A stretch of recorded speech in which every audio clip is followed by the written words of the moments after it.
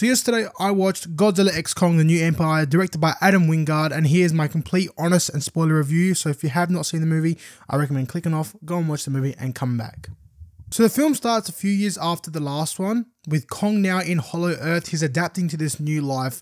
While Godzilla's still up on the surface, he's now become this protector to the humans by maintaining a bit of order between humans and the Titans, which are the other monsters. Godzilla goes to Rome and he actually fights Skylar, who's this big like crab-like monster, defeats him and then has a little sleep in the Colosseum. I was like, nah, Jesus, nap in the Colosseum, it's crazy. We then cut to returning character Gia, who's now getting these hallucinations and feeling that something is trying to contact her. At the same time, the Monarch Observation Outpost is getting a signal that looks really weird that they've never seen before. Now Gia turns returning character Dr. Leanie Andrews that something is coming and she needs to get ready. So without thinking, she goes and sees returning character Bernie Hayes, who runs like a podcast on the monsters, and no one really believes him. He's a cool character in this film, and she's like, I need your help, you know this stuff better than I. We've saved the world once together, let's do it again.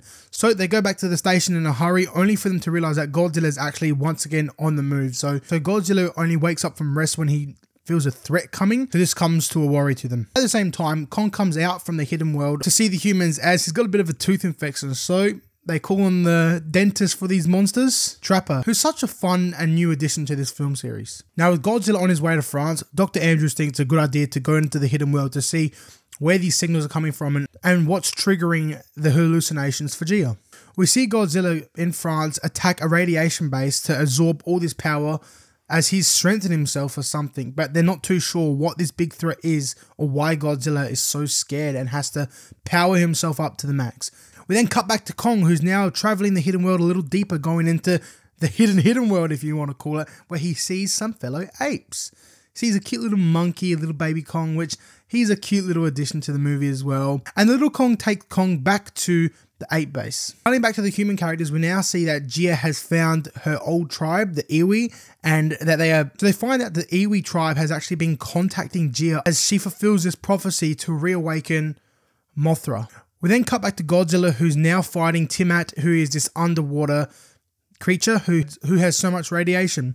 Godzilla obviously claps Tiamat up and gains the radiation from Tiamat's lair, which turns Godzilla pink and even more powerful than before. Then we cut back to good old Kong, who's now in the ape tribe and sees all these apes that are slaving away, you know, being slaves for something. He's like, what's going on? Like, you know, doesn't know why they're slaving away. Only for the reveal that Scar King has all these apes under control. Now, Scar King is this big red ape who has control of another big titan, which is Shimo. Now Shimo is this powerful like Godzilla type creature who can pretty much shoot ice. But we see that Scar King actually has a little diamond that controls Shimo into doing what he wants, so he has the upper hand here.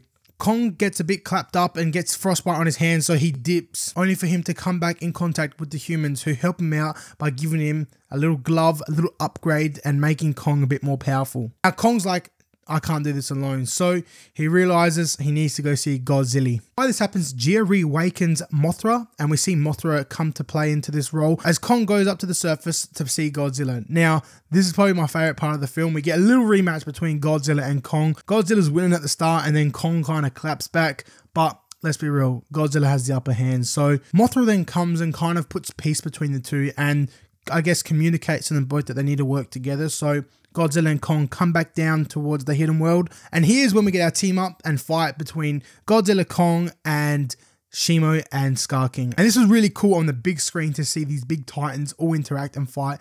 I thought it was amazing. Fight then pretty much ends up being on the surface in Rio de Janeiro, and now this was really cool to see 4 titans all battle it out on the streets with people everywhere, and I thought it was really cool and awesome to see on the big screen in general. Kong versus Scar King, Godzilla versus Shimo. Shimo being under control of Scar King, I guess didn't want to really be there fighting. We do see this in the end when the crystal gets broken and Shimo is basically free. Shimo then blasts Scar King, freezing him to death, Kong giving him one final slam, shattering him to pieces. We then see Godzilla and Kong do their little battle cry at the end in victory, and we see Godzilla go back to the Colosseum once again to have a little rest, and Shimo and Kong go down to the hidden world to free all the apes who were trapped under Scar King's control, and Kong finally becomes the king of the tribe, thus getting his name King Kong. Now in terms of acting, these monster movies, I guess they get the actors to do what they got to do. The humans aren't what we're there to watch. We're there to watch the monsters. So Kaylee Hotley plays Geo, who is the remaining Iwi tribe member, or so we thought. Her character is the one that can connect with Kong and speak to Kong, so she plays a vital part to the film, and obviously she reawakens Mothra, so she does what she needs to do. Very good acting. Rebecca Hall as Dr. Andrews, she's nothing special. She was okay. Did what she had to do. Not bad. Now, Dan Stevens as Trapper, I thought he was amazing. He gave off such Chris Pratt, Guardians of the Galaxy vibes. He had like this music that would come on every time he appeared. Like, he was cool. He was fun to the movie, and I enjoyed his character. I thought he was really fun. And then we got Brian Tyree Henry, who plays Bernie Hayes, who is this fun character as well. He's got a little podcast. He's filming everywhere in the hidden world. He's getting scared every time something happens. I thought it was fun. I thought it was cool. Acting was where it needed to be. Nothing special, nothing out of the ordinary.